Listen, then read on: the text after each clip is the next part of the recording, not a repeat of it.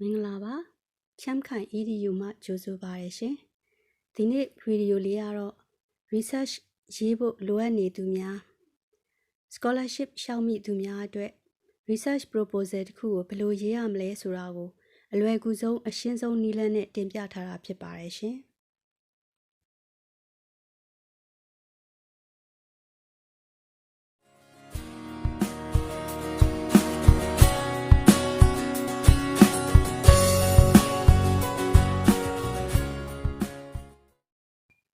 ကျောင်းသူကျောင်းသားများအတွက် Master အတွက်ဖြစ်စေ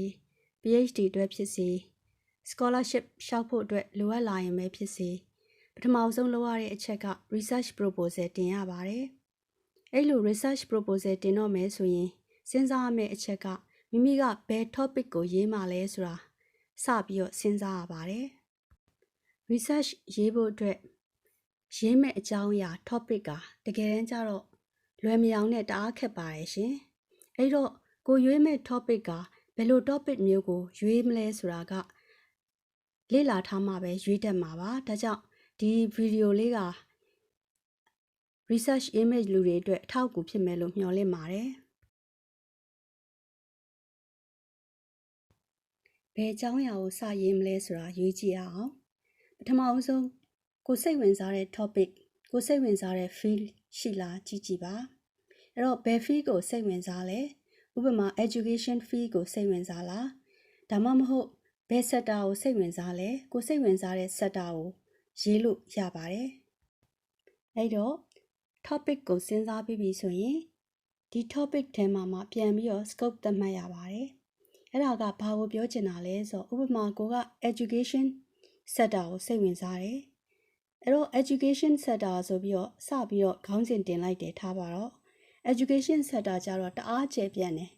အဲ့တော့ဥပမာမြန်မာရဲ့ education system ကြီးအကြောင်းကိုရေးမယ်ဆိုရင်တအားကြီးကျယ်ပြန့်တယ်အဲ့တော့ကိုယ့်ရဲ့ professor ကအမြဲတမ်း narrow down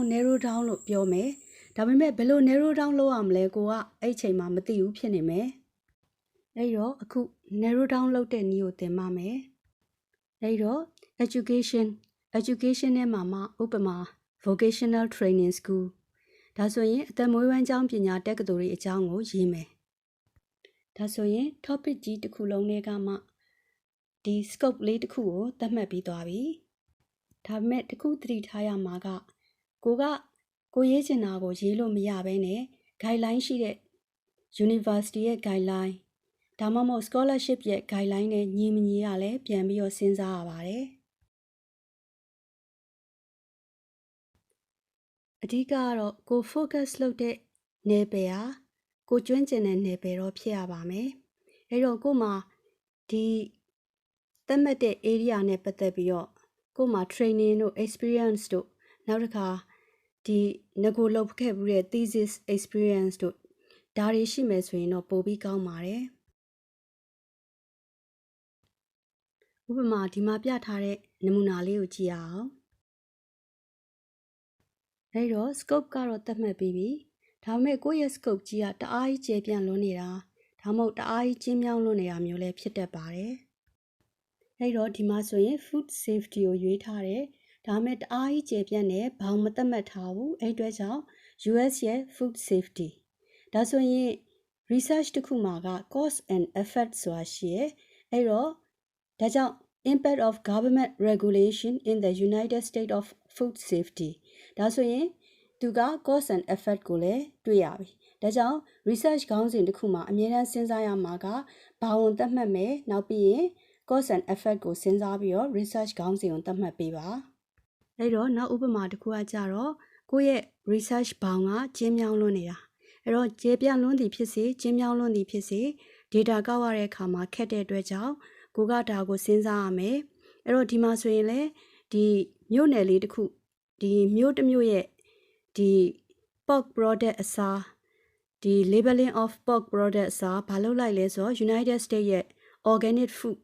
ကိုရွေးလိုက်တယ်ဒါဆိုရင်ပို့ပြီးတော့ခေါင်းမွန်တဲ့ခေါင်းစဉ်တစ်ခုရသွားတယ်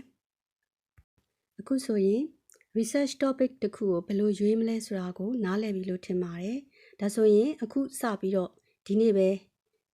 research topic တစ်ခုကိုရွေးကြည့်အောင်နော်ရွေးကြည့်ပြီးထားပါရွေးကြည့်ပြီးရင် ဆက်ပြီးတော့ နောက် next chapter မှာကဘာလာမလဲဆိုတော့ how to write a research proposal ပါအခုဒီဗီဒီယိုလေးကိုကြည့်လို့အကျိုးကျေးဇူးတစ်စုံတရာရမယ်ဆိုရင် like subscribe နဲ့ share လုပ်ပေးပါအောင်เนาะကျေးဇူးတင်ပါတယ်ရှင်